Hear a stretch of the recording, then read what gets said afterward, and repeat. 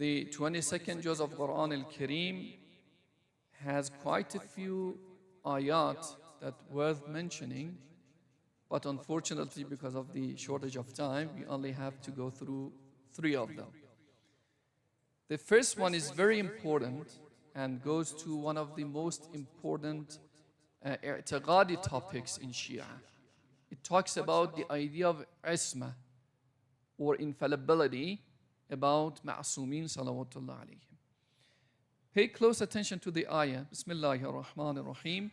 وَقَرَنَ فِي بُيُوتِكُنَّ وَلَا تَبَرَّجْنَا تَبَرُّجَ الْجَاهِلِيَّةِ الْأُولَى وَأَقِمْنَا الصَّلَاةَ وَآتِينَا الزَّكَاةَ وَأَطِعْنَا اللَّهَ وَرَسُولَهُ إِنَّمَا يُرِيدُ اللَّهُ لِيُذْهِبَ عَنْكُمُ الرِّجْسَ أَهْلَ الْبَيْتِ وَيُطَهِّرَكُمْ تَطْهِيرًا.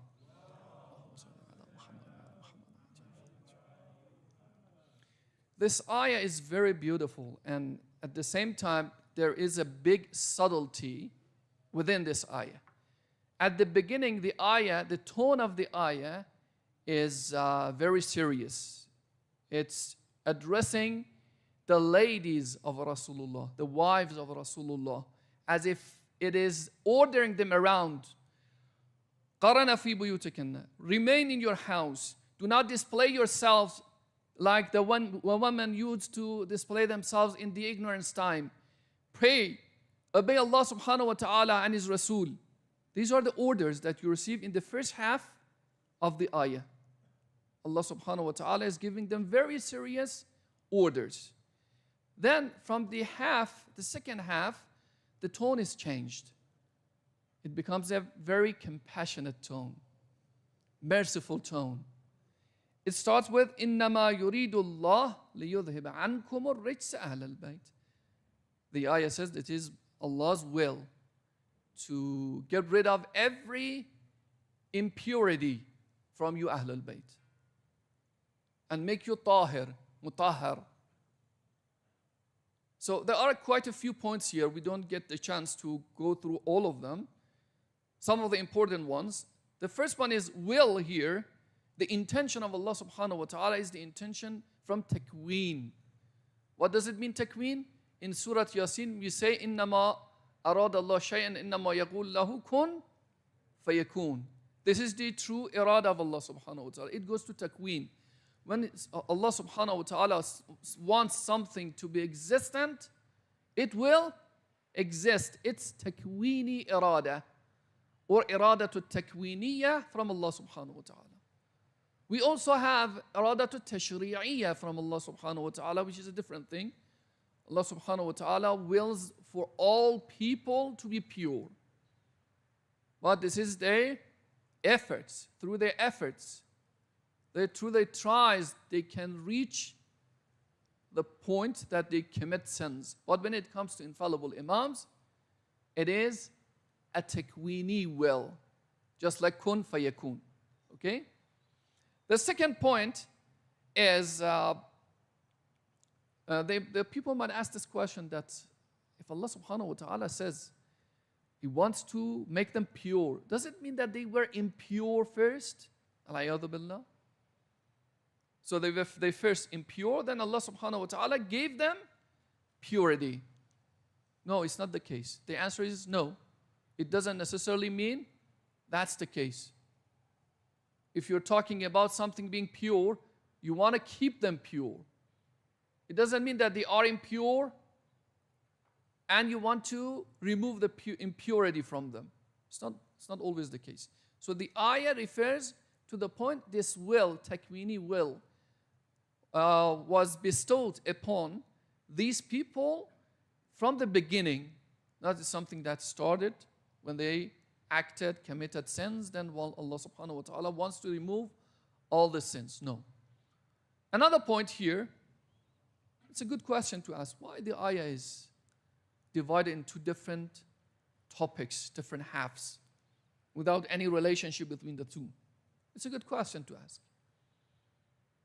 If Allah subhanahu wa ta'ala wanted to openly, without any doubt, refer to Ahlul Bayt in this ayah, there would be a time they would deviate the ayah. They would omit I mean the Sunnis, they would omit the ayat. They would try to change the ayat. And that's the way of Allah subhanahu wa ta'ala to protect His ayat from being deviated, from being changed, omitted from the noble book. But when you delve deep, you see there's a big difference. You cannot say the first half is about the wives of Rasulullah, so the second half is also about the wives of Rasulullah. It's not possible because we know some of them committed sins. It is reflected in the Quran.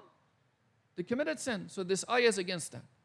And also the dhama'ir in Arabic, when you want to address a lady or a crowd of ladies, the dhamir, the pronoun that you use is different. The ayah says, بُيُوتَكُنَّ تَبَرَّجْنَ أَقِمْنَ آتِينَ أَطَعْنَ. These are female pronouns.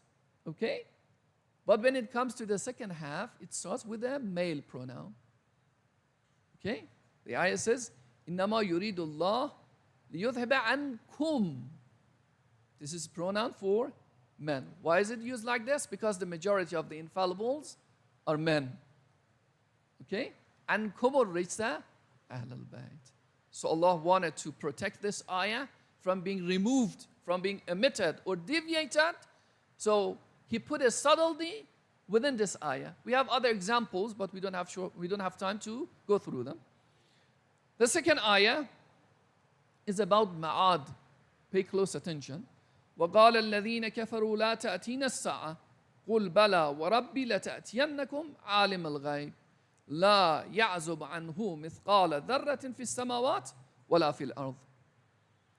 There are a group of people that they would deny the coming of hereafter, the coming of said sa'a. Okay? The hour will not come, they would say. Allah subhanahu wa ta'ala says, قُلْ, tell them, of course it will come. It will surely come to you. And the point is, very important, when is it coming?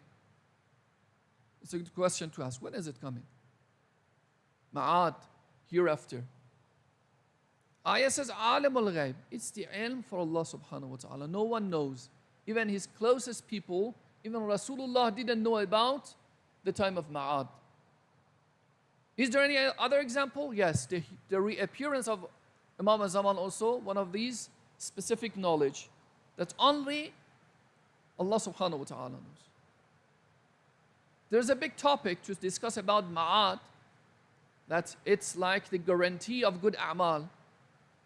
Why is it Ma'ad is given to us from Allah subhanahu wa ta'ala? Because if you do good deeds and refrain from committing sins, when are you going to be, when you are going to receive rewards for that? It's in the hereafter, of course.